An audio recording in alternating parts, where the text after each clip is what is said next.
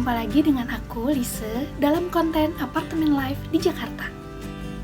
Kali ini, aku mau sharing tentang bagaimana caranya memenuhi kebutuhan kita sehari-hari di apartemen. Apakah sama dengan kita tinggal di rumah biasa? Sebetulnya sih sama aja ya teman-teman. Tinggal di apartemen ataupun tinggal di rumah biasa, untuk memenuhi kebutuhan sehari-harinya relatif tidak ada perbedaan. Aku mau mulai dengan pembahasan mengenai bagaimana sih memenuhi kebutuhan makanan sehari-hari. Untuk memenuhi kebutuhan makanan, itu bisa menjadi pilihan teman-teman ya, mau masak sendiri ataupun mau beli langsung makanan jadi. Sekarang kan serba mudah ya, kalau misalnya mau beli nggak usah masak gitu, kita tinggal pesan online aja di aplikasi. Kita bisa pesan dari restoran yang ada di mall sampai dengan pedagang-pedagang kaki lima, itu bisa terjangkau dengan mudah.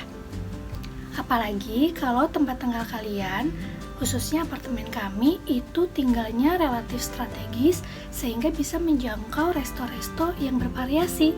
Jadi kita nggak bosen. Selanjutnya, gimana sih caranya untuk belanja bulanan? Belanja bulanan sekarang makin gampang lagi. Kita bisa langsung datang ke swalayan. Di sini tuh deket-deket banget dengan swalayan yang besar-besar. Even misalnya malas ke swalayan, kita juga bisa pergi ke minimarket.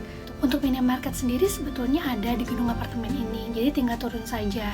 Tapi kalau misalnya ingin belanja lebih lengkap, ke swalayan yang lebih besar itu tinggal jalan pakai mobil ataupun kita bisa pakai kendaraan online. Itu deket banget dan gampang banget dijangkaunya. Tapi kalau misalnya kita nggak ada waktu, kita pengen cepet, capek, males keluar, kita juga bisa dengan mudah bisa beli kebutuhan sehari-hari, belanja bulanan itu dengan aplikasi online. Kita bisa beli, misalnya kalau kami sendiri sih seringnya belanja kebutuhan bahan pangan itu lewat aplikasi Sayur Box atau juga di Tokopedia, di Shopee, itu udah banyak banget pilihannya. Bahkan di aplikasi kayak Gojek dan Grab juga, itu kan sekarang udah bisa beli kebutuhan sehari-hari di swalayan gitu. Itu gampang banget, bisa kapan aja, bisa di mana aja, itu dengan mudah kita tinggal klik di HP. Jadi sebetulnya gampang banget sih untuk memenuhi kebutuhan pangan di zaman now ini. Mau kalian tinggal di rumah atau di apartemen sih sebetulnya gampang banget. Cuma keuntungan tinggal di apartemen yang lokasinya di tengah kota atau strategis, itu bisa banyak banget pilihan merchant-merchant yang bervariasi di sekeliling kalian. Lalu selanjutnya aku mau beranjak ke kebutuhan masalah sandang atau pakaian kita. Gimana sih untuk nyuci, ngebersihin pakaian? Itu terserah kalian juga. Bisa cuci sendiri di rumah, nyetrika sendiri, itu bisa aja. Tapi kalau misalnya kalian gak ada waktu, lagi-lagi itu bisa kita kirimkan ke laundry. Dan kebetulan di apartemen ini juga ada laundry, jadi tinggal turun aja, gak usah jauh-jauh gitu. Nah, kalau misalnya kalian ingin ke laundry yang di luar juga bisa aja sih sebetulnya. Sekarang kan banyak banget pilihan di aplikasi. Tapi dengan tinggal di apartemen, itu sebetulnya memudahkan banget karena laundry-nya itu udah ada di dalam satu gedung, jadi tinggal turun saja. Kalau misalnya mendadak, buru-buru, pengen cepat, itu bisa dengan mudah. Lalu gimana sih untuk ngebersihin unit apartemen? Kalau misalnya kita lagi malas atau lagi capek, nggak ada energi, nggak ada waktu untuk bebersih rumah, ya gampang aja sih sebetulnya. Sekarang kita bisa dengan mudah memanggil orang dari aplikasi online untuk bebersih di rumah kita. Bisa panggil contohnya GoClean gitu ya, yang hanya bisa kerja beberapa jam saja, dan itu sangat-sangat membantu kita gitu. Dan itu ada paketnya sendiri, misalnya untuk paket apartemen studio, apartemen 1 kamar, 2 kamar, ataupun misalnya untuk ngebersihin kamar mandinya aja, itu ada paket-paketnya tuh di GoClean. Aku juga pernah cobain. Lalu selanjutnya gimana sih kalau kita pengen nyuci kendaraan? Nah, kalau misalnya kita lagi ada waktu kan kita bisa keluar ya, bawa kendaraannya, kemudian ditaruh di tempat cuci mobil, kita tungguin. Tapi kalau misalnya kita lagi nggak ada waktu gitu kan, atau waktunya terbatas, kita bisa juga loh manggil tukang cucinya itu datang ke apartemen kita. Karena kebetulan di apartemen kami ini kan ada tempat yang disediakan untuk cuci mobil. Adanya tuh di basement, jadi sudah ada tempatnya dan juga airnya. Jadi kita tinggal manggil tukangnya saja untuk datang, kemudian dia mencucikan mobil kita. Atau kalau misalnya nggak mau manggil tukang juga dikerjain sendiri juga bisa sih gitu kan. tinggal kalian punya waktunya aja, karena tempatnya udah ada, airnya udah ada, jadi nggak perlu keluar dari apartemen, bisa hemat waktu juga. Lalu kebutuhan lainnya, gimana sih kalau misalnya kita mau beli galon dan juga gas untuk teman-teman yang pakai kompor gas? Itu gampang banget, karena kalau kita tinggal di apartemen, kebetulan apartemen itu sudah punya vendor yang bekerja sama. Vendor untuk air minum galon dan juga vendor untuk gas.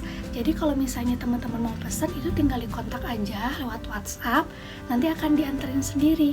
Nah, kalau misalnya galon sama gas ini karena memang sudah kerjasama, dia bisa mengantarkan langsung ke unit apartemen kita. Jadi nggak perlu capek-capek keluar, gampang banget. Bahkan udah sampai di depan pintu unit kita, nggak perlu turun ke lobi. Lalu bagaimana sih dengan internet? Nah, kalau kita tinggal di apartemen, biasanya apartemen itu sudah punya vendor-vendor yang bekerja sama untuk pemasangan internet. Jadi teman-teman bisa pilih aja mau vendor yang mana. Kita bisa pilih kok antar 1 sampai 3 vendor internet yang disediakan oleh billing manajemen apartemen. Dan karena vendornya itu sudah bekerja sama secara resmi dengan apartemen, biasanya kita lebih diprioritaskan gitu untuk pemasangannya. Jadi lebih mudah juga untuk mengatur waktu ataupun perizinan ke pihak apartemen. Kebutuhan lainnya sehari-hari tentu saja listrik ya. Seperti kita tahu kalau listrik sih sudah disediakan, baik kita tinggal di rumah maupun di apartemen. Nah, namun kalau di apartemen ini jumlah wattnya atau daya yang diberikan itu disesuaikan dengan tipe unit apartemennya. Jadi kalau misalnya unitnya studio, kemudian yang 1 bedroom dan 2 bedroom, itu besaran dayanya berbeda. Semakin luas unit apartemennya, itu semakin besar daya yang diberikan. Contohnya di apartemen kami itu kan kami unit yang 2 bedroom, itu besaran daya listriknya sebesar 4.400 watt gitu. Jadi lebih besar dibandingkan dengan unit yang 1 bedroom maupun unit yang studio. Untuk pembayaran listriknya sendiri, kalau di apartemen itu pembayarannya kita akan menerima tagihan dari pihak apartemen setiap awal bulan. Jadi kita tinggal bayar aja sesuai dengan pemakaian kita. Nanti setiap bulan itu dari pihak apartemen akan memberikan tagihan ke kita, dari mulai tagihan listrik, kemudian tagihan air, kemudian tagihan service charge yang pernah dibahas juga di video sebelumnya ya, bahwa setiap bulan kita di apartemen harus bayar juga service charge. Nah, jadi setiap bulan itu langsung ditagihkan ke para pemilik apartemen tagihan-tagihan tersebut dari building management. Nah, yang terakhir aku mau sharing tentang gimana sih cara buang sampah di apartemen. Di apartemen tentu saja sudah lebih tertata lagi ya. Jadi karena sudah ada untuk pembuangannya, tempatnya sudah disediakan khusus, setiap lantai itu ada untuk membuang sampah. Jadi kita tinggal bungkus aja sampahnya pakai plastik gitu secara rapi, kita bisa buang ke tempat sampah yang ada di setiap lantai.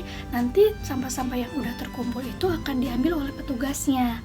Kalau di tempat kami itu sehari diambil 2 kali, pagi dan juga malam gitu. Jadi relatif lebih bersih, lebih tertata, dan juga lebih disiplin dalam hal pembuangan sampah. Oke teman-teman, mungkin aku cukupkan sekian ya untuk sharing mengenai gimana sih cara memenuhi atau mensolusikan kebutuhan sehari-hari di apartemen. Pada dasarnya tidak ada perbedaan dengan kita tinggal di rumah biasa, namun memang ada kekhususan-kekhususan tertentu yang hanya ada di apartemen. Buat teman-teman yang ingin tahu lebih dalam lagi mengenai kehidupan seputar apartemen, kalian bisa komen ya, kira-kira pengen dibahas apa sih di channel ini. Mungkin aku nanti bisa bantu. Jangan lupa ya teman-teman untuk support terus channel kami ini dengan like, subscribe, dan juga share. Mudah-mudahan bisa bermanfaat untuk kita semua. Sampai jumpa lagi, terima kasih.